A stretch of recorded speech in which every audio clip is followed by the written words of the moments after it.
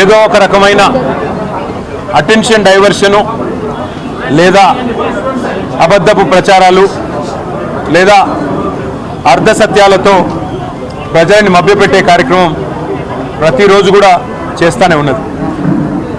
ఈ ముఖ్యమంత్రి గారికి ప్రజాక్షేత్రంలో ప్రజాస్వామ్యంలో ప్రతిపక్షాలని ఎదుర్కొనే ధైర్యం కానీ ప్రతిపక్షాల ప్రశ్నలకు సమాధానం ఇచ్చే తెగింపు కానీ తెగువ కానీ వారికి లేదు. అందుకే ఇది మొదటిసారి కాదు. గతంలో ఇట్లాగే ఒకరోజు చాలా గంభీరంగా సవాల్ చేశారు ముఖ్యమంత్రి గారు. మీరు ప్రెస్ క్లబ్కి రండి, తేల్చుకుందాం, ఎవరు రైతులకు ఏం చేశారో తేల్చుకుందాం రండి అని ఇదివరకు సవాల్ చేశారు.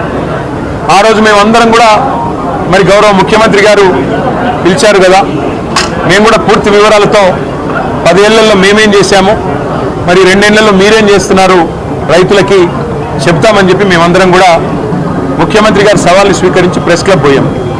ఆ రోజు ముఖ్యమంత్రి గారు ముఖం చాటేసినారు, పారిపోయారు.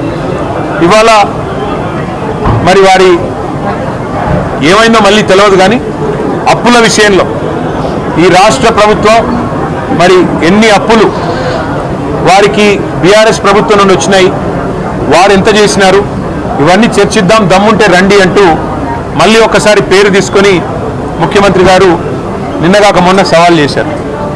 సవాల్ చేస్తే సరే ముఖ్యమంత్రి గారు మేము సిద్ధంగా ఉన్నాం, మీరు ఎక్కడికి రమ్మంటారో చెప్పండి, అసెంబ్లీకి రమ్మంటారా, సెక్రటేరియట్కి రమ్మంటారా, లేదా మీ రాహుల్ గాంధీ గారు 2 లక్షల ఉద్యోగాలు ఇస్తానని చెప్పిన అశోక్ నగర్ చౌరస్తాకి రమ్మంటారా, లేదా మీరు వరంగల్లో రైతు డిక్లరేషన్ పేరిట ఇచ్చిన 34 హామీలు ఇచ్చిన వరంగల్కి రమ్మంటారా, ఎక్కడికి రమ్మంటారో చెప్పండి అంటే ముఖ్యమంత్రి గారు సవాల్ విసిరిన ముఖ్యమంత్రి గారేమో తోకముడిచి పారిపోయారు. ఆయన వైపు నుంచి స్పందన లేదు. మధ్యలో సందట్లో సడేమియా అని మరి మా జూపల్లి కృష్ణారావు గారు మంత్రి గారు ఆయన దూరాడు. ఆయన దూరి నేను వస్తున్నా, రేపు పొద్దున 11 గంటలకి తెలంగాణ భవన్కే వస్తున్నా, మీ ఇంటికే వస్తున్నా, మీ ఆఫీస్కే వస్తున్నా అని చాలా పెద్ద పెద్ద ప్రకటనలు ఈయన చేసినట్టుగా పత్రికల్లో చూశాం. మేమందరం కూడా ఉదయం 10 గంటలకే వచ్చి కూర్చున్నాం. జూపల్లి గారు వస్తే శాలువా కప్పి స్వాగతం పలికి ఆ తర్వాత పత్రికల సమక్షంలో మాట్లాడదాం జూపల్లి గారితో, అన్ని విషయాలు రాష్ట్ర ప్రజలు కూడా చూస్తారు. గౌరవ మంత్రి గారు మరి ముఖ్యమంత్రి గారు పంపితేనే వస్తున్నాడని మేము అనుకున్నాం. మరి ఆయన రాలేదు, ముఖం చాటేసినాడు. ఇప్పుడు ఎక్కడో కూర్చొని మళ్ళీ సేమ్ డైలాగులు, మళ్ళీ చేతగానోడికి మాటలు ఎక్కువ అని, సవాలు స్వీకరించే సత్తా లేదు, ఇచ్చిన మాట నిలబెట్టుకునే తెలివి లేదు, మళ్ళీ ఎక్కడో కూర్చుని పనికిమాలిన డైలాగులు కొడతా ఉన్నారు. మరొక వైపు మా నాయకులు మాజీ ఆర్థిక మంత్రి గౌరవ డిప్యూటీ లీడర్ హరీష్ రావు గారు సంక్షేమ శాఖలో 2000 కోట్ల కుంభకోణం జరిగింది అని చెప్పి ఆరోపణ చేస్తే దాని మీద 3 మంత్రులు మేము వస్తున్నాం గన్ పార్క్కి దమ్ముంటే రండి అన్నారు. హరీష్ రావు గారు బయలుదేరితే మరి వాళ్ళే పోలీసు వాళ్ళకి ఫోన్ చేసి మరి భయపడ్డారేమో. ఎక్కడ హరీష్ రావు గారు, మా నాయకులు మా శ్రీనివాస్ గౌడ్ గారు, మా ఆర్ఎస్ ప్రవీణ్ కుమార్ గారు ఎక్కడ మళ్ళీ వచ్చి వాస్తవాలు చెప్తే ప్రజల ముందు పరువు పోతుందని ఇక్కడ మా తెలంగాణ భవన్లో బయలుదేరిన మరుక్షణంలోనే పోలీసుల చేత అరెస్టు చేయించి ఇప్పుడు కంచన్బాగ్ పోలీస్ స్టేషన్కి తీసుకొని పోతా ఉన్నారంట. నేను రాష్ట్ర మంత్రులను అడుగుతా ఉన్నా. ఒక మంత్రి ఏమో తెలంగాణ భవన్కి వస్తా అంటాడు, పారిపోతాడు. 3 మంత్రులేమో రండి గన్ పార్క్ అంటారు. మా వాళ్ళు గన్ పార్క్ బయలుదేరితే మా నాయకులు మీరు మమ్మల్ని అరెస్టులు చేయిస్తారు. ఇంత భయం ఎందుకు? చేతనైతే అసెంబ్లీ పెట్టండి, కావాలంటే ఒకరోజు అసెంబ్లీ ప్రత్యేక సమావేశం పెట్టండి, పెట్టి అప్పులేదు. ఎందుకంటే అక్కడన్నా కనీసం మీకు స్పీకర్ గారు మీకు రక్షణగా ఉంటారు. మాకు ఎట్లాగో మైక్ ఇవ్వకుండా మీకే మైక్ ఇచ్చి 1కి 10 సార్లు ఎట్లాగో మీకు బయట మాతో బహిరంగ వేదికల మీద కానీ బహిరంగంగా మీడియా ముందు కానీ చర్చించే దమ్ము ఈ ప్రభుత్వానికి లేదు, ముఖ్యమంత్రికి లేదు, మంత్రులకు లేదు. పిరికి పందలు, చేతగాని దద్దమ్మలు అనే మాట తేలిపోయింది. కాబట్టి ఈ చేతగాని వాళ్ళు సవాళ్ళు ఎందుకు వేయాలా, సవాళ్ళు ఎందుకు విసిరాలా, ఎందుకు మాట్లాడాలా గొంతులు పెంచుకుని? చేతనైతే ముఖ్యమంత్రి గారు మంత్రులకు నేను చెప్తా ఉన్నా, కనీసం స్పీకర్ గారు మీకు రక్షణ గోడ లాగుండే, రక్షణ కవచం లాగుండే అసెంబ్లీ అయినా పెట్టండి. పెట్టి మాకు మైక్ కట్ చేయకుండా మాకు గంట అవకాశం ఇవ్వండి. మీరు కావాలంటే 5 గంటలు మాట్లాడుకోండి, మేము వద్దంటలేదు. ఎవరేంటో ప్రజలు చూస్తారు, ఎవరు చెప్పేదానిలో వాస్తవం ఉందో ప్రజలే తెలుస్తారు. అంతేగాని ఈ చేతగాని డైలాగులు, మళ్ళీ చేతగాని సవాళ్ళు విసిరి పారిపోవడం, దీనివల్ల ప్రజాక్షేత్రంలో మీ డొల్లతనం, ప్రజాక్షేత్రంలో మీ అసమర్థత, మీ అవినీతి మళ్ళొకసారి మీది మీరే చెప్పుకున్నట్టు అయిందని చెప్పి కూడా తెలియజేస్తూ, ఇవాళ చాలామంది పిల్లలు, దాదాపు ఒక 100 మంది పిల్లలు అందరూ కూడా పోలీస్ కానిస్టేబుల్ ఉద్యోగాల కోసం ప్రిపేర్ అవుతున్న పిల్లలు గ్రామీణ ప్రాంతాల నుంచి, జిల్లాల నుంచి ఇక్కడికి వచ్చి దిల్సుఖ్ నగర్లో మరి వాళ్ళ తల్లిదండ్రి కష్టపడి నెలకొక 4-5 వేల రూపాయలు పంపిస్తే అందులో అవస్థలు పడుతూ పీజీ అకామిడేషన్లలో ఉంటూ, వర్కింగ్ విమెన్స్ హాస్టళ్లలో ఉంటూ, చుట్టాల ఇళ్లలో ఉంటూ అవస్థలు పడుతూ ప్రిపేర్ అవుతున్న పిల్లలు ఇవాళ తెలంగాణ భవన్కి వచ్చారు. వచ్చి వారందరూ చెప్పింది ఏమంటే, అన్న మీ ప్రభుత్వం ఉన్నప్పుడు ఆనాడు మీరు మొత్తం 9.5 ఏళ్లలో పోలీస్ నోటిఫికేషన్లు మీరు 46,600 ఉద్యోగాలకు మీరు పోలీస్ నోటిఫికేషన్లు ఇచ్చారు. 2016లో ఇచ్చినప్పుడు 9,281 పోస్టులకు ఇచ్చినారు. సబ్ ఇన్స్పెక్టర్లు 539 మందికి ఇచ్చారు. అట్లాగే 2018లో మళ్ళొక నోటిఫికేషన్లో 18,428 మందికి నోటిఫికేషన్లు ఇచ్చారు. దాంతోపాటు సబ్ ఇన్స్పెక్టర్లు 1,271 పోస్టులు ఇచ్చారు. మళ్ళీ 2022లో కూడా మీరు 16,614 ఉద్యోగాలకు నోటిఫికేషన్ ఇచ్చారు. సబ్ ఇన్స్పెక్టర్లు కూడా 554 మందికి ఇచ్చారు. అదే రేవంత్ రెడ్డి గారి ప్రభుత్వం మరి స్పష్టంగా వాళ్ళే చెప్పారు, నోటిఫికేషన్లు ఇంకా ఎన్ని ఖాళీలు ఉన్నాయి అంటే 17,000 ఖాళీలు ఉన్నాయి అని చెప్పి వారే స్పష్టంగా లిఖితపూర్వకంగా ఆర్టీఐలో తీసుకుంటే సమాచారం కూడా ఇచ్చారు. కానీ మరి పోస్టులు పిలిచే కాడికి వచ్చేసరికి మాత్రం ఇవాళ కేవలం 5,000 ఉద్యోగాలు పిలుస్తామంటున్నారు. మేమందరం ప్రిపేర్ అవుతున్నాం, ఏజ్ రిలాక్సేషన్ కోసం ఎదురు చూస్తున్నాం. రేవంత్ రెడ్డి గారే 32 కాదు 34 ఏళ్ళు అని చెప్పి మినహాయింపిస్తాను మాట ఇచ్చారు. ఇది ఆయన ట్విట్టర్లోనే రేవంత్ రెడ్డి గారు పెట్టింది. 56,000 ఉద్యోగాలు ఇస్తానని చెప్పి 56,000 కొలువులు భర్తీకి రెడీగా ఉన్నది ప్రభుత్వం అని రేవంత్ రెడ్డి గారు, అందులో 12,000 పోలీసు ఉద్యోగాలని ఆయనే చెప్పి ఆయన ట్విట్టర్ అకౌంట్లో పోస్ట్ చేసింది కూడా తీసుకొచ్చారు.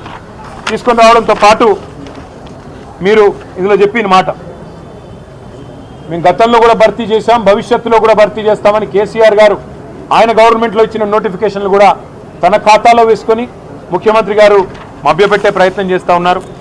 ప్రియాంక గాంధీ గారు స్వయంగా వచ్చి జాబ్ క్యాలెండర్ అని చెప్పి యూత్ అదేంటి డిక్లరేషన్ అని చెప్పి మా అందరికీ కూడా మాటిచ్చారు.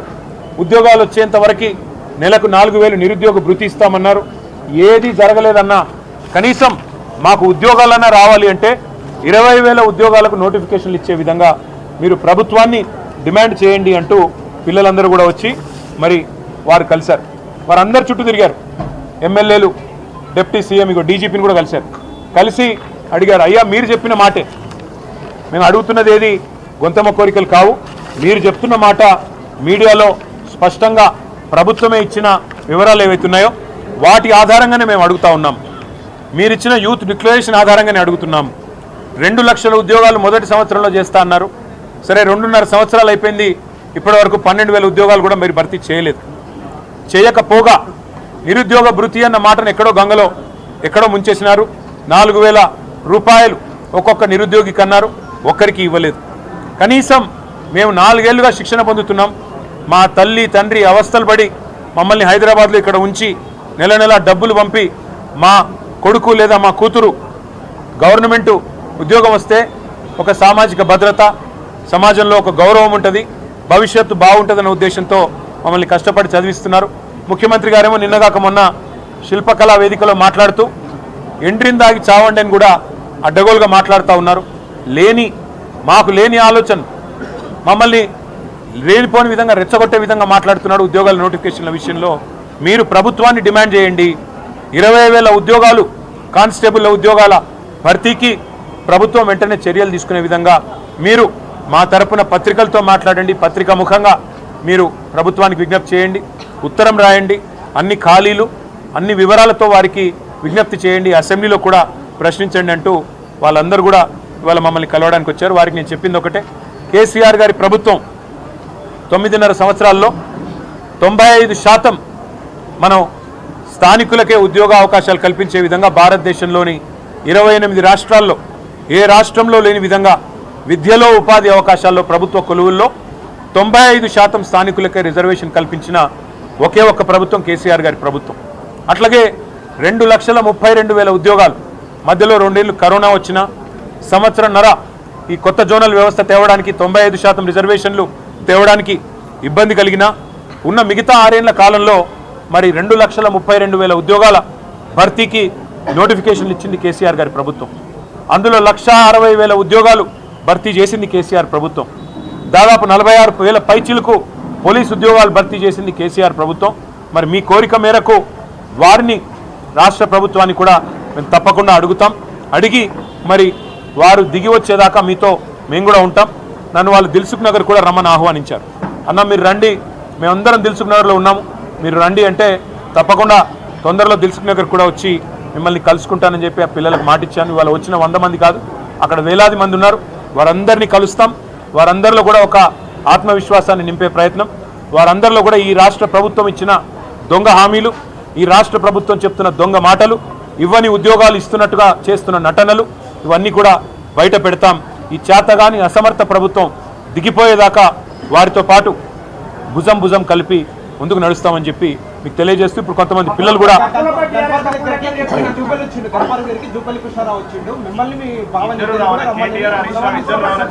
ఒక పని చేయమనండి. జూపల్లి కృష్ణారావు గారి కంటే ముందో ఎస్కాట్ వెనుకో ఎస్కాట్ ఉంటుంది.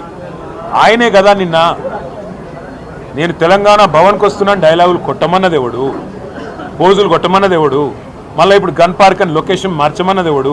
నువ్వు ఇప్పుడు కూడా చెప్తున్నా నేను ఇప్పుడు కనుక మాకు ఆయన కంటే పోలీస్ ఎస్కాట్ పెట్టి పోలీసులు తీసుకుపోతారు. మరి మేము గాలు బయట పెట్టగానే మమ్మల్ని అరెస్ట్ చేస్తున్నారు. ఎవడు భయపడుతున్నాడు? పోలీసు వాళ్ళను ఉసిగొల్పి అరెస్టులు చేయించిన సన్నాసేవాడు ముఖ్యమంత్రా, హోంమంత్రా, జూపల్లా ఎవడు? అసలు మంత్రుల క్లారిటీ ఉందా? 4 మంత్రులు ఏం బీకడ అనుకున్నారు మీరు? చర్చను మీరే పిలుస్తారు, లొకేషన్ మీరే చెప్తారు, పారిపోయేది మీరే. చేతగాని వెధవలు ఎవరో ఈ రాష్ట్రంలో ఇవాళ ప్రజలందరూ చూస్తూ ఉన్నారు. ఇప్పటికి కూడా నేను జూపల్లికి చెప్తా ఉన్నా, అక్కడే ఉండు గన్ పార్క్, మేము వస్తాం. మళ్ళీ నీ పోలీసు వాళ్ళు పంపి అరెస్ట్ చేయించి మేము వాళ్ళు అరెస్ట్ చేస్తే మాకేం సంబంధం? ప్రభుత్వాన్ని నడుపుతున్నారా, సర్కస్ నడుపుతున్నారా? అరెస్ట్ ఎవరు చేస్తారు, ఎందుకు చేస్తారా నాకు అర్థం కాదు. సర్కారు నడుపుతున్నారా, సర్కస్ నడుపుతున్నారా? మీరు మంత్రులు, మీ చేతుల్లో ఉండేది హోంమంత్రి, పోలీస్ యంత్రాంగం అంతా మీ చేతుల్లో ఉంటుంది. మా నాయకులు హరీష్ రావు గారు, ఎందుకంటే ఆయన గతంలో ఆర్థిక శాఖ మంత్రిగా పనిచేశారు, అప్పుల విషయంలో మరి గతంలోనే శాసనసభలో స్పష్టంగా వివరంగా చెప్పారు హరీష్ రావు గారు. మరి అప్పులను జూపల్లి గారు తాతాలాడుతున్నాడు కదా, అందుకే హరీష్ రావు గారు అయితే కరెక్ట్గా ఉంటుందని చెప్పి పార్టీ హరీష్ రావు గారిని మీరు రమ్మన్నారు, అందుకే మేము పంపించాము. మరి గేటు దాటకముందే ఆయన అరెస్ట్ చేసి సిగ్గు లేకుండా మళ్ళీ ఇవాళ అక్కడుంటా ఇక్కడుంటా, ఇప్పుడు నేను గన్ పార్క్ పోతే మళ్ళీ చార్మినార్ కాడికి రా అంటాడు, చార్మినార్ పోతే కొల్లాపూర్ రా అంటాడు. ఏం చేయాలి నేను? ఆయన పారిపోయేటోని, ఇప్పుడు నిద్రపోయేటోని లేపొచ్చు, నిద్ర నటించడం ఎట్లా లేపాలి నేను? చేతగాని వాళ్ళకు మాటలు ఎక్కువ, చెల్లని నాణానికి గీతలు ఎక్కువ అని చేతగాని మంత్రులు, చేతగాని ముఖ్యమంత్రి డైలాగులు కొట్టడం పారిపోవడం కాదు. చేతనైతే అసెంబ్లీ పెట్టు, ఆడేయడెందుకు? అసెంబ్లీలో తెలుసుకుందాంపా. నువ్వు గన్ పార్క్ కార్డునే ఉంటా అంటే నాకు పోలీస్ ఎస్కార్ట్ పెట్టి నేను కూడా వస్తాను. చేతగాని మాటలు, చేతగాని సన్నాసి పలుకులు. ఇంకొక మాట అడుగుతున్నా జూపల్లిని, అసలు నీ డిపార్ట్మెంట్ సంగతి నీకు తెలియదు. నీ డిపార్ట్మెంట్లో జీవో వస్తే నీ ముఖానికి తెలియదు. నువ్వే చెప్పినావు, నేను చెప్పలే. బూమ్ బూమ్ బీర్ల జీవో నాకు తెలియకుండా వచ్చిందంటివి. నీ దిక్కుమాలిన పంచాయతీలో, నీకు మీ ముఖ్యమంత్రికి జరిగిన పంచాయతీలో ఆఖరికి రిజ్వీ గారనే ఒక అధికారి, ఐఏఎస్ అధికారి, చివరికి మీ ఇద్దరి పోరు భరించలేక హోలోగ్రామ్ టెండర్లలో నీ కొడుకు ముఖ్యమంత్రి అల్లుడు పంచాయతీ తీర్చలేక, ఇద్దరిని సాటిస్ఫై చేయలేక పారిపోయి చివరికి వీఆర్ఎస్ తీసుకొని ఒక ఐఏఎస్ అధికారి, ఒక నిజాయితీ పరుడైన ఐఏఎస్ అధికారి రిజ్వీ గారు రాజీనామా చేసిన మాట వాస్తవం కాదా? సిగ్గుందా మీకు? ఒక నిజాయితీ పరుడైన అధికారి ఇవాళ రాజీనామా చేసే విధంగా ఉసిగొల్పిన జూపల్లి కృష్ణారావు గారు, మీరు ఒక మంత్రి, వాడొక ముఖ్యమంత్రి, ఇద్దరు పనికిమాలిన పనులు చేస్తూ ఎక్సైజ్ శాఖలో కుంభకోణానికి మీరు ఒడిగడితే అడ్డుకుంటే ఒక ఐఏఎస్ అధికారిని, చివరికి ఆ ఐఏఎస్ అధికారి రాజీనామా చేసే దౌర్భాగ్యపు పరిస్థితి కల్పించిన ఈ ప్రభుత్వం, మీరు కూడా మా గురించి మాట్లాడతారా?